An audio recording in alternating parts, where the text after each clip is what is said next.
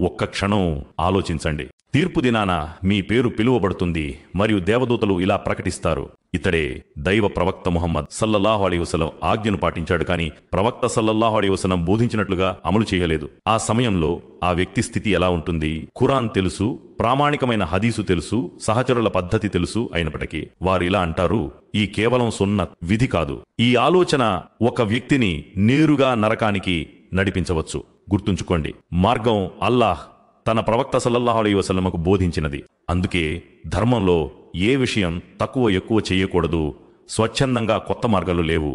విధేయత అనేది కేవలం దైవ ప్రవక్త ముహమ్మద్ సల్లల్లాహు అలైహి వసల్లం దానిని చేసి చూపించినది మాత్రమే. ఖురాన్ ఇలా ప్రకటిస్తుంది, ప్రవక్తకు విధేయత చూపేవాడు అల్లాహ్కు విధేయత చూపినట్లే. మరియు మరొక చోట ఇలా చెబుతోంది, ప్రవక్తకు అవిధేయత చూపేవాణ్ణి మేము నరకానికి తరిమివేస్తాము. ప్రవక్త సల్లల్లాహు అలైహి వసల్లం నిర్మోహమాటంగా ఇలా అన్నారు, నా విధానానికి విరుద్ధంగా ప్రవర్తించేవాడు తిరస్కరించబడ్డాడు.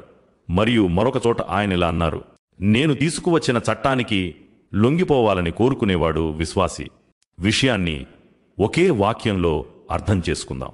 మీరు ముహమ్మద్ సల్లల్లాహు అలైహి వసల్లం మార్గాన్ని వదిలివేస్తే మీ ధర్మాన్ని వదిలేసినట్లే. మీరు ముహమ్మద్ సల్లల్లాహు అలైహి వసల్లం మార్గాన్ని అవలంబిస్తే ప్రపంచం మరియు పరలోకం అందంగా ఉంటాయి.